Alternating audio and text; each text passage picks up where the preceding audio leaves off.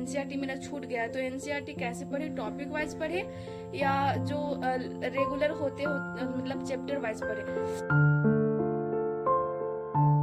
जय श्री कृष्णा, स्वागत है आपका हमारे चैनल पुष्पलता ब्लॉग्स पे। और मैं पुष्पलता आप लोगों के सामने फिर से आ चुकी हूँ एक नए ब्लॉग लेकर, एक नए जज्बे के साथ। और आज मैं ब्लॉग बहुत लेट से मतलब सेकेंड सीजन में स्टार्ट किया। उधर मिट्टू को देखिए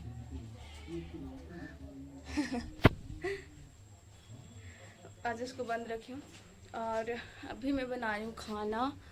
खाने में क्या है देखिए, खिचड़ी बना रही हूँ, मतलब ये थोड़ा टमाटर वगैरह है, सब्जी वगैरह, और ये चावल जो जिसे धो के रख दी हूँ मैं। तो फिलहाल तो मैं खाना बना रही हूँ। और आप लोग सोच रहे होंगे कि आज सेकेंड सेशन में मैं व्लॉगिंग क्यों स्टार्ट की, तो इसका कारण मैं यहाँ दिखाती हूँ।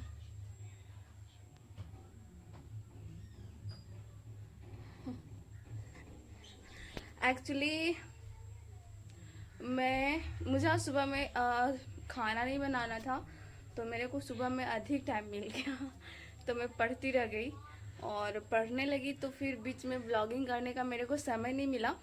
तो सेकेंड सीजन में मतलब मैं फिर सो गई, सो के उठी, तो अभी मैं स्टार्ट की व्लॉगिंग फिलहाल। तो अभी मैं फिलहाल तो बना रही हूँ खाना। तो चलिए फटाफट से पहले खाना बनाते हैं, उसके बाद स्टडी टेबल पे पहुँचते। खाना क्या, खिचड़ी कुकर में डाल दूँगी, वो सीटी लगता रहेगा, उसके बाद मैं पढ़ने के लिए बैठ जाऊँगी।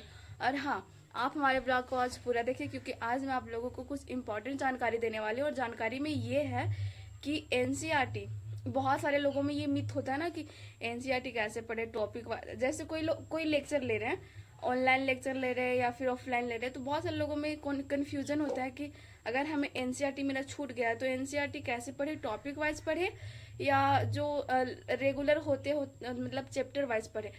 तो इस टॉपिक पे मैं आप लोगों को बताने वाली हूँ कि आप किस तरीके से एनसीईआरटी पढ़ सकते हैं एग्जाम्पल के साथ। तो आप हमारे ब्लॉग में पूरा बने रहे। तो फाइनली मैं टेबल पे आ चुकी हूँ और इतनी गर्मी, बाप रे, पंखा बंद करना पड़ा है ताकि आप लोगों को मतलब आप लोगों तक आवाज फ्रेश जाए, पंखा के वजह से कोई डिस्टरबेंस ना हो। और चेहरे पे पूरा पसीना पसीना, बट इसको मैनेज आप लोगों को करना पड़ेगा तो चलिए स्टडी को स्टार्ट करने से पहले मैं आप लोगों को शेयर करूंगी कि कैसे मैनेज करें बुक विथ लेक्चर को। सपोज चलिए मैं प्रारंभ करती। तो अब सपोज की बात करूंगी। सपोज जैसे मैं 1857 का रिवॉल्यूशन पढ़ रही हूँ, ठीक है, 1857 की क्रांति पढ़ रही हूँ। तो लेक्चर में पढ़ा रहे 1857 की क्रांति। तो सर तो पूरा डिटेल में पढ़ाएंगे 1857 की क्रांति का कारण क्या क्या था, इसके राजनीतिक कारण, आर्थिक कारण, सामाजिक कारण, धार्मिक कारण, सांस्कृतिक कारण, ये भी पढ़ाएंगे। साथ में इसका परिणाम पढ़ाएंगे, इसकी कमी पढ़ाएंगे, इसकी उपलब्धियां पढ़ाएंगे, इसकी लाभ पढ़ाएंगे। सब कुछ तो लेक्चर में कवर किया जाएगा सर के द्वारा, या फिर वो चीज़ कवर किया जाएगा जो इम्पॉर्टेंट है। ये भी हो सकता है, बहुत सारे इंस्टीट्यूट में ये होता है कि जो इम्पोर्टेंट होता है वो पढ़ाया जाता है। बहुत सारा ऐसा भी इंस्टीट्यूट है कि सारा पढ़ाया जाता है। तो सपोज अगर आपको ये 1857 का क्रांति पढ़ाई गई है, ठीक है, ये मेरा जो मैं यूट्यूब से पढ़ रही हूँ, तो 1857 की क्रांति पढ़ाई जा रही है। अब बात आती है कि बुक को कैसे पढ़े। मैं इस चीज़ को बताने के पीछे भी पहले कारण था कि मैं लेक्चर को क्यों बताए। जैसे अब आपकी बात आती है कि बुक को, एनसीईआरटी बुक को कैसे पढ़े।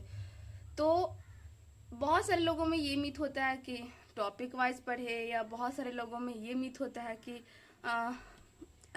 जो चैप्टर वाइज होता है वो पढ़े।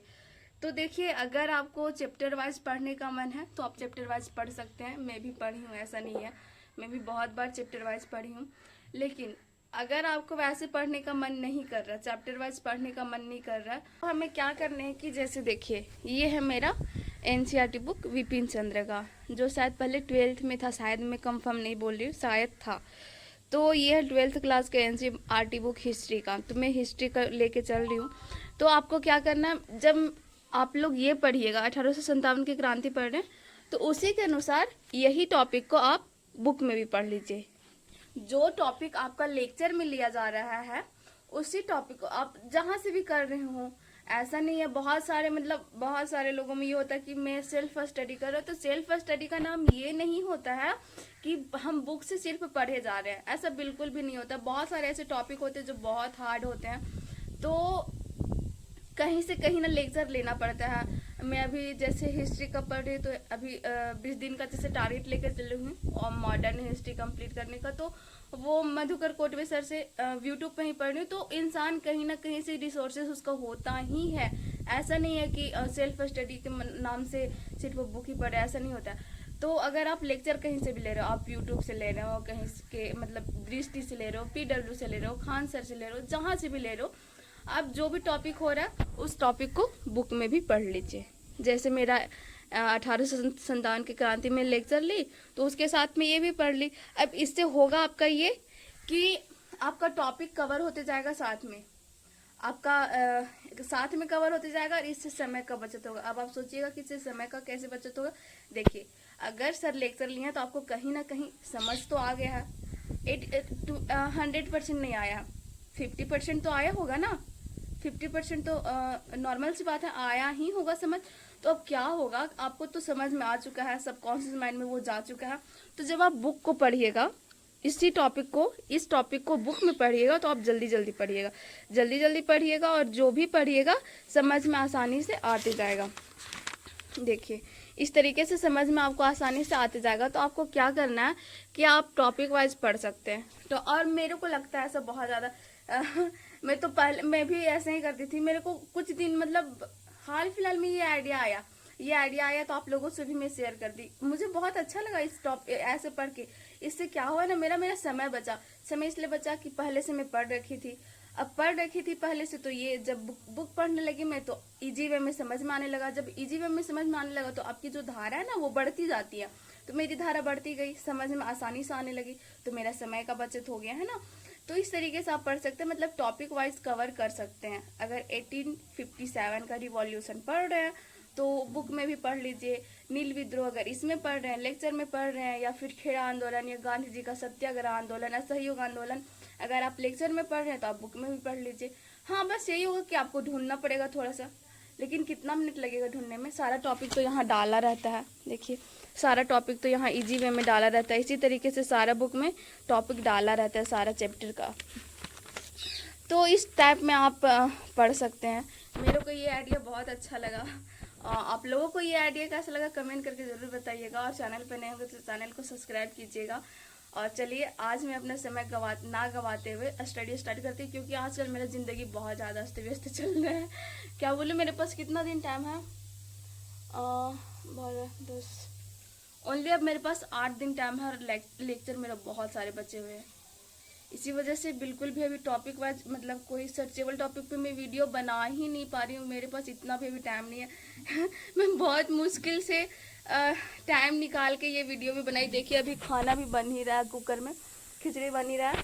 तो सोची चलो अभी आप लोगों को मैं बता देती हूँ। तो चलिए, पहले फटाफट से मैं अब मैं स्टडी करती हूँ। सो फाइनली यहाँ मेरा एक लेक्चर समाप्त होता है, और इधर देखिए वर्षा हल्का हल्का हो रही है, हल्का हल्का। पूरा तो ये भी नहीं भींगा, क्या रास्ता भी नहीं भींगा, इतना गर्मी है और पानी तो गिरता नहीं है। देख रहे हैं, रास्ता भी नहीं भींगा।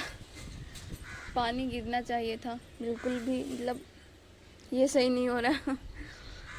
देखिए इधर बकरी सबको अंदर कर दिया अर्चना, पानी भी रुक गया, एक जरा से गिरा भी नहीं। तो चलिए, कोई बात नहीं, पानी तो गिरेगा नहीं, पता है। ये बस दिखावा के लिए आ गया थोड़ा सा। हाँ, टाइम वेस्ट ना करते हुए चलिए अब मैं पढ़ती हूँ। यहाँ पे देखने से कोई फ़ायदा होने वाला है नहीं। वैसे आज इंडिया पाकिस्तान का मैच है ना, कौन जीतेगा पता नहीं, जो भी जीते, बट इंडिया जीतेगा तो बहुत अच्छा है हम लोगों के लिए, है ना। इंडिया वर्सेस पाकिस्तान, किसी मतलब इंडिया के साथ किसी का मैच हो तो किसी को फ़र्क नहीं पड़ता, बट इंडिया वर्सेस पाकिस्तान का मैच होता है तो हर कोई देखता है। मैं भी देखने वाली थी, बट मेरे पास टाइम नहीं मिला तो नहीं देखी। चलिए, कोई बात नहीं, अपना स्टडी स्टार्ट करते हैं। तो फाइनली इधर हो चुके हैं रात, और अभी बज चुके हैं रात के 8:30, और मेरा डे का स्टडी भी कंप्लीट होता है। और टैब भी मैं बंद करती हूँ। और अभी देखिए मैं क्या पढ़ रही थी, चोरी चोराकांड, जो 1922 में हुआ था 4 फरवरी को। जो भी आधुनिक भारत पढ़ेंगे उनको तो ये पता ही होगा कि जब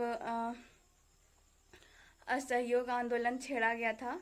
तो उसमें कुछ चोरी चोरा कांड हुआ था। जो एक चोरी चोरा जगह नाम था, वहाँ पे कुछ नागरिकों ने पुलिस, जो पुलिस वो जहाँ रहते हैं उसको जला दिया था, मतलब थाना वगैरह समझ सकते हैं, उसको जला दिए थे। तो वहाँ पे शायद 22 पुलिस थे, शायद 22 हाँ 22 पुलिस थे।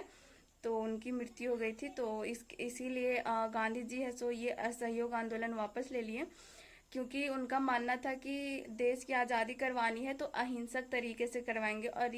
और जब ये घटना घटी तो ये हिंसा में परिवर्तित हो गया। इसी वजह से गांधी जी ने ये चोरी चोरा कांड असहयोग आंदोलन वापस ले लिया, जिसकी वजह से बहुत सारे जो जैसे बोला जाता है ना कि जो युवा नेता थे वो उनके विरोध में चले गए। बहुत सारे मतलब उनका साथ छोड़ दिया, और उसी टाइम गांधी जी 2 वर्ष के लिए जेल गए थे। तो बस इसी प्रकार को कुछ है चोरी चोरा कांड। तो चलिए फटाफट से पहले अब मैं खाना बनाती हूँ।